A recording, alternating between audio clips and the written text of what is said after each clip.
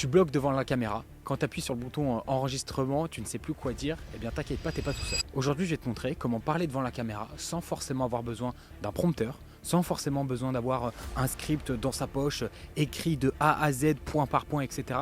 Pas d'inquiétude, je vais vraiment te partager une méthode simple et efficace que tu vas pouvoir utiliser au quotidien sur YouTube, Instagram, TikTok, sur la plateforme de ton choix. Alors déjà, pourquoi tu ne dois pas forcément écrire un script de A à Z? Ça, c'est mon conseil numéro 1. Un script écrit de A à Z, c'est au final un blocage sur la spontanéité que tu peux avoir dans ta vidéo. Moi, à titre personnel, quand je fais cette vidéo YouTube, j'ai quelques bullet points, et c'est ce que je vais t'enseigner dans cette vidéo, mais je vais parler comme ça, avec de la spontanéité, directement avec les choses que j'ai là et les choses que j'ai potentiellement aussi dans le cœur que j'aimerais te partager, mais je ne vais pas forcément faire phrase, phrase, phrase, phrase, ok?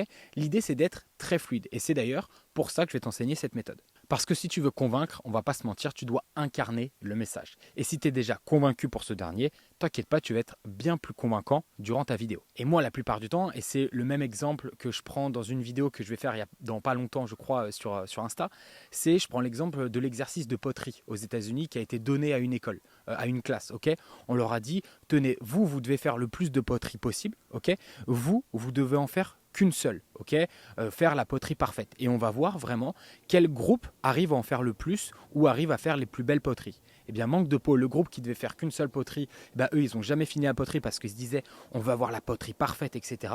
Et le groupe qui devait en faire le plus possible, ils en ont fait tellement qu'ils ont mis une claque à l'autre groupe. Tout ça pour te dire que la vidéo parfaite, elle n'existe pas. Arrêtez et enlevez-moi de votre tête de j'ai envie d'avoir la vidéo parfaite, j'ai envie d'avoir quelque chose de laser, etc. Ça arrivera avec le temps. Et même MrBeast, il le dit, hein, tu as besoin de 100 vidéos à peu près sur YouTube avant de maîtriser, entre guillemets, à 100% ce que tu fais. Donc maintenant, étape numéro 2, je vais te donner la méthode, le framework que tu vas pouvoir utiliser pour tes vidéos. Déjà, numéro 1, l'introduction. Je t'invite à donner la promesse directement dès le start de ta vidéo. Ça, c'est le hook, l'accroche de ta vidéo, tu l'as bien compris. Ça, tu peux décider de le scripter très légèrement, encore une fois, mais être spontané et le dire directement face caméra, etc., avec beaucoup d'énergie, beaucoup d'enthousiasme. Ensuite, petit 2, et ça, c'est vraiment ce que je t'invite à faire, c'est plutôt 3 à 5 bullet points, pas plus. Parce qu'encore une fois, si tu fais du contenu sur Instagram, TikTok, YouTube, LinkedIn, etc., tu es expert de ta thématique. Si tu parles de crypto, tu vas parler de crypto. Si tu parles de rugby, tu vas parler de rugby.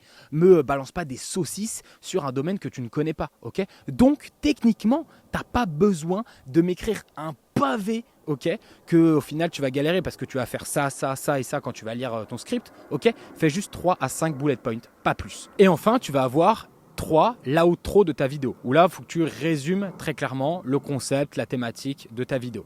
Pas d'inquiétude, on va voir juste l'étape numéro 3, la partie 3 de cette vidéo, où je vais t'expliquer juste comment, techniquement, tu peux mémoriser tout ça beaucoup plus facilement que de lire un truc de A à Z avec un prompteur où tu vois rien, il faut que tu remettes l'iPad, etc.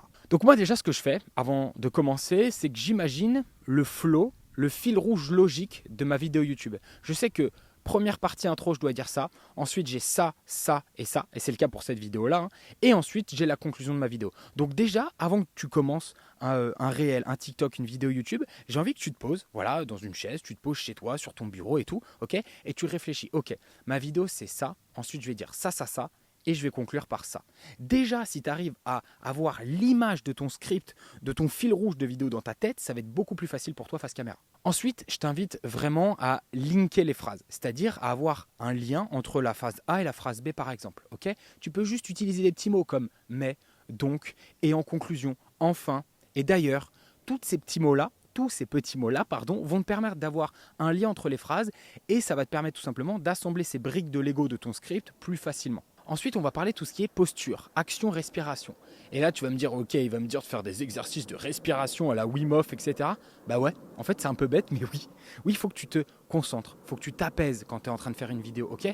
Évidemment, tu es excité parce que tu as envie de partager ta passion, tes compétences en vidéo, mais il faut que tu te poses, ok? Il faut que tu aies une bonne posture, il faut que tu te dises, ok, tiens, j'ai imaginé le flow de ma vidéo déjà dans ma tête, je prends une bonne respiration, et paf, j'enclenche. Donc ce que tu peux faire, c'est déjà, tu prends 3-4 respirations, tu vas bien ancrer tes pieds au sol, une belle posture droite, ok, tu ressors un peu les pecs, ok, la poitrine, et ensuite, là, tu enclenches ta vidéo. Et on va pas se le cacher, l'aisance en vidéo, c'est pas inné. Je suis pas arrivé dans un parc aujourd'hui, j'ai mis ma caméra et j'ai discuté avec toi derrière ton écran. Pas du tout, ok? Ça a demandé du travail encore et encore. Mais c'est comme un muscle, c'est comme quand tu vas en salle de muscu et tu fais paf, paf, paf, curl biceps pour tes biceps, ok? Ou paf pour tes squats.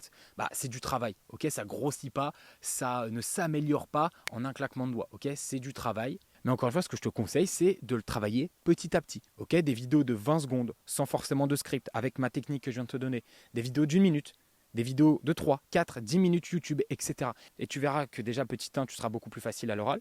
Tu auras une aisance et une spontanéité dans tes vidéos que même toi, tu n'aurais pas imaginé avant. Et je vais te donner même un conseil bonus. Quand je fais des vidéos pour mes clients, ou quand je fais des vidéos moi, des vidéos personnelles, ok, j'aime bien répéter les phrases. Donc c'est-à-dire que quand j'ai un client en physique en face, souvent je lui donne la première phrase, je lui donne la deuxième, je lui donne la troisième, ok, et je lui dis vas-y, maintenant récite-moi, etc. avec tes mots. Et au final, le contenu il est beaucoup plus fluide. Donc si d'ailleurs des fois vous travaillez avec des clients et vous leur faites faire des vidéos, faites comme ça, ok.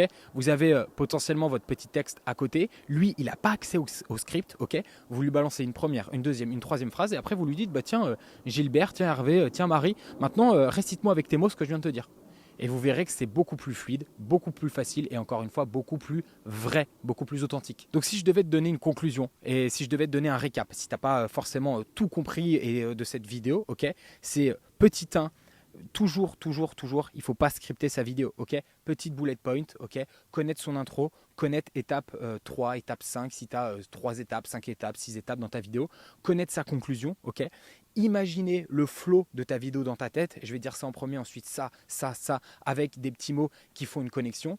Et ensuite, la posture, il faut la tranquillité d'esprit, les respirations, etc. Il faut que tu sois dans un bon cadre aussi qui te donne envie de créer du contenu. Et ça, c'est logique. Aujourd'hui, j'ai posé ma petite chaise dans un parc, petit soleil, c'est agréable et je suis relaxé pour faire cette vidéo. Et encore une fois, je ne suis pas dans le rush. Je ne me suis pas dit, tiens, en 30 minutes, il faut que je fasse la vidéo. Non, j'ai pris le temps, j'ai bloqué mon après-midi. Je me suis dit, tiens, je vais aller au parc, je vais faire des vidéos tranquilles.